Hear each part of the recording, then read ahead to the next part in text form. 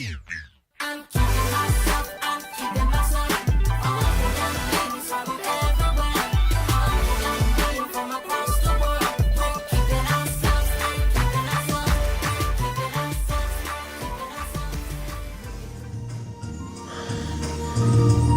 Hello, my name is Odessa Smith. I am from the Don't Risk It Foundation, where our motto is rescuing our youth from AIDS and teen pregnancy.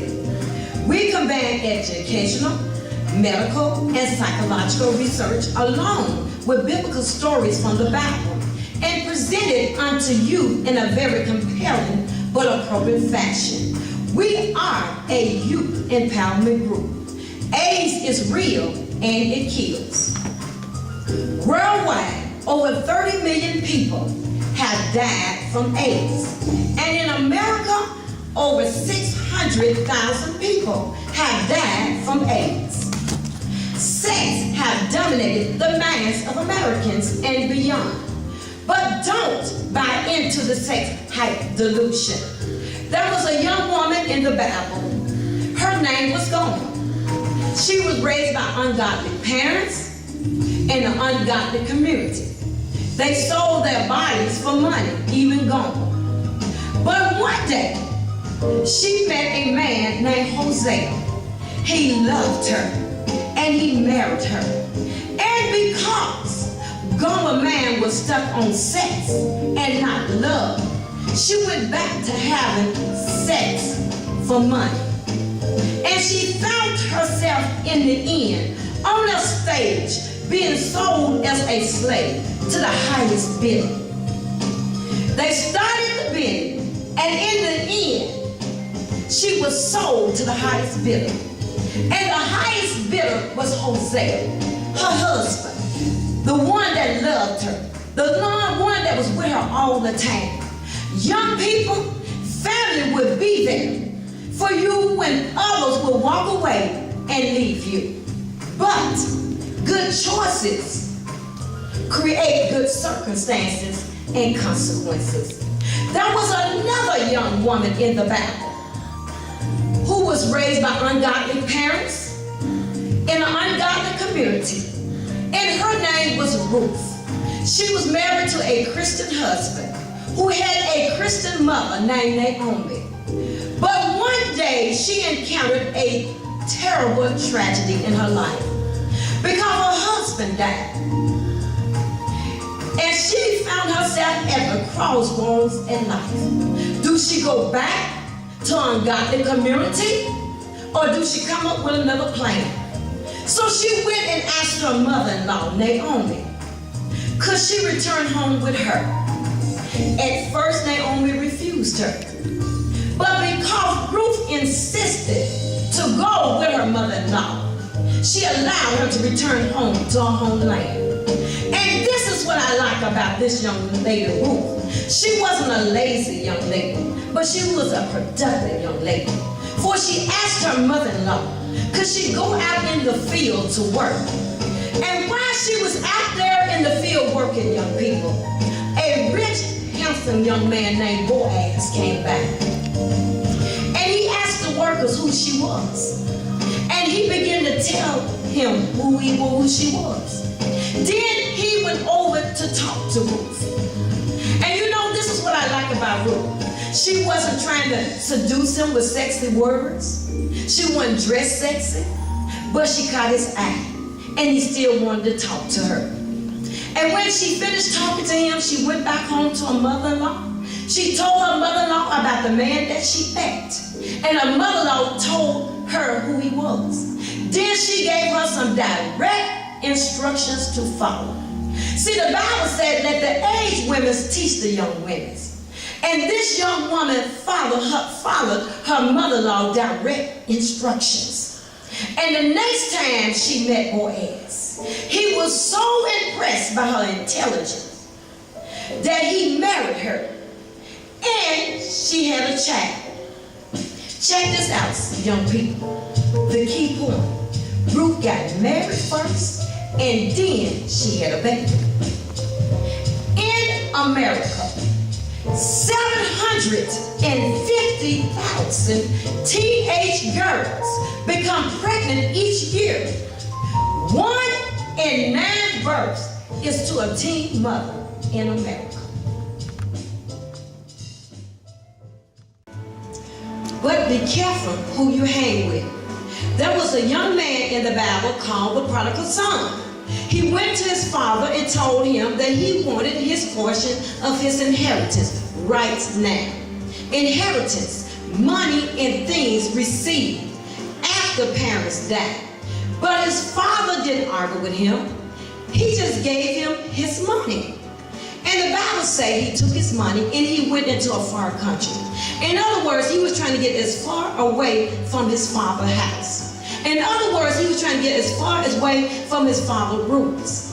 Because you see, young people, in your parents' house, you can't smoke cigarettes. In your parents' house, you can't drink alcohol. In your parents' house, you can't do drugs and have sex. And that's what he was trying to do. He was trying to get as far away from his father's rules. And the Bible said that he went into a far country and he wasted all his money. He wasted all his money on partying, on friends, and girls. But you know what? When his money ran out, those fake friends and those gold-digging girlfriends ran out too. And he found himself in the hog pen of life. But you know what I like about this young man? He came to himself. He owned his mistakes. And he said, I believe I'll go back to my father's house. And you know what else he said? I'm going to tell my father, Father, I have sinned against God and I have sinned against you. And he gathered himself together. And he went back to his father's house. And as he was coming down the road, his father saw him. And he ran out and met him. And he told his servant, bring my son a robe. Bring him a ring and put it on him. Kill the fattest calf, or we're getting ready to have a feast. Why? Because he was lost and now he's found. The Bible says, righteousness exalts the nation, but sin is a reproach. It's a shame to any people.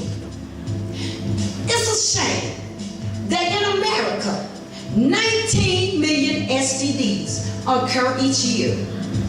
That's 52,000 STDs a day. And 25,000 are from young people, 25 years old and younger. It's a shame that in America, 25% of all new STDs are from teenagers. But the winner in you can change the game. In the book of Daniel, 1st chapter, Jerusalem had been captured by Babylon, ungodly people. The king went to his chief officer and told him that he wanted him to go bring some young men from among the children of Jerusalem. He had a daily schedule and certain foods and drinks that he wanted them to eat and drink. But young people, there was some young men named Daniel and some friends of his. They made up in their mind. They was determined that they was going to please their God. Therefore, they was not going to eat any of the king's food, or they was not going to drink any of his drink. And because they were so determined to please God, God gave them a winning game plan. And the winning game plan, Daniel went to the chief officer and told him, I tell you what, just allow us to eat vegetables and drink water for 10 days. Try us out and then examine us. At first, the officer said no. But because of the winner, we're talking about God, because of the winner in Daniel, he decided he was going to try him to do it. And you know what? At those 10 days, those young men came out excellent. And you know what? After those 10 days, and they went on for the 3-year period, and they brought him before the king, man, Daniel and his friends, they came out looking better, stronger, more intelligent, and just that, young people. The king said that those young men was 10 times better than the men in his kingdom. I'm talking about changing the game. And that's what Daniel and his friends did. They changed the game. Be a winner, young people. Change the game. Everybody isn't having sex. Dare to be different. If you are having sex and you thinking HIV and AIDS will never happen to me, then I say think again, for it really could. You won't see the rain. Everything around you may be dry, but I just want to take a... This is a true story. One day I had a conversation with a client. She told me about her 13-year-old niece who met a young man who was in his 20s. And every time he came in contact with her, he would pressure her to have sex with him. Instead of telling her parents or someone about her problem, she tried to handle it all on her own. But if you are being sexually pressured or bullied, young people, you need to tell someone.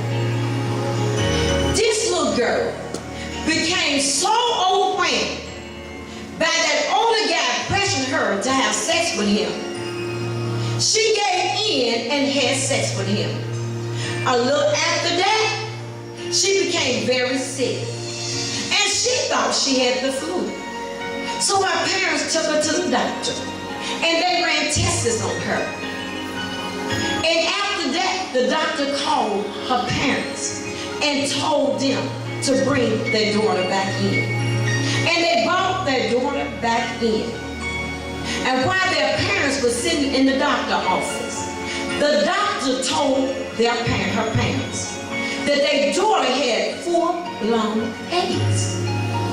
3 weeks later, she died. Just that quick. Listen, her family was devastated by her death. Young people, this was a one-time sexual encounter with an AIDS-infected person. True saying, you can't judge a book by its cover because looks can be deceiving. Many HIV-positive people look healthy, but they are HIV and AIDS positive. And if you have sex with them, then you will become HIV and AIDS positive. Looks can be deceiving. Listen, I've enjoyed my visit with you, but right now, I must go. But if you like what you heard, stay tuned for some further information. God bless you. I love you with all my heart.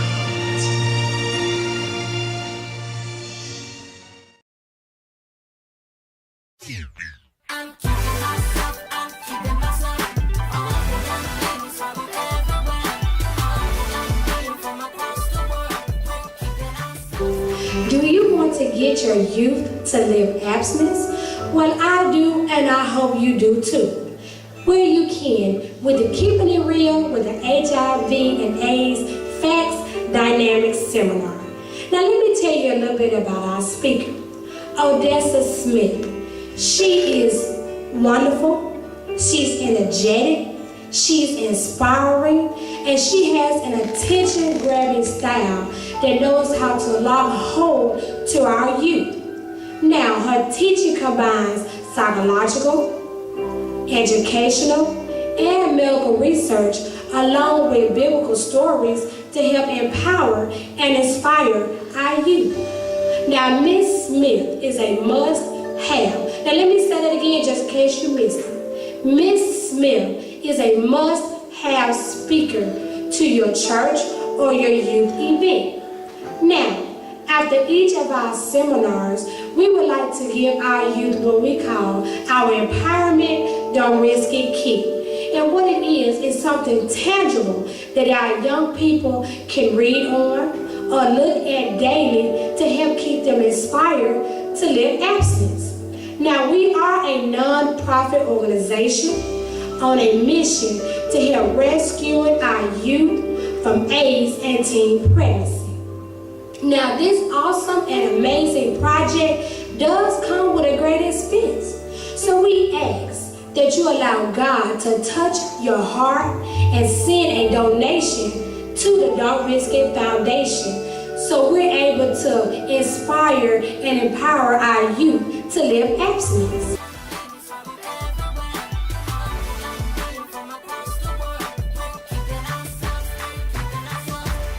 If you would like for Odessa Smith to speak at your church or youth event, you can email us or give us a call, and we would love to hear your comments. So email us at don'triskitfoundation@yahoo.com. Now all the letters are lowercase. It's DON'TriskitFoundation@yahoo.com, or give us a call at 870-225-3516. My name is Lawanda, and I look forward to hearing from you.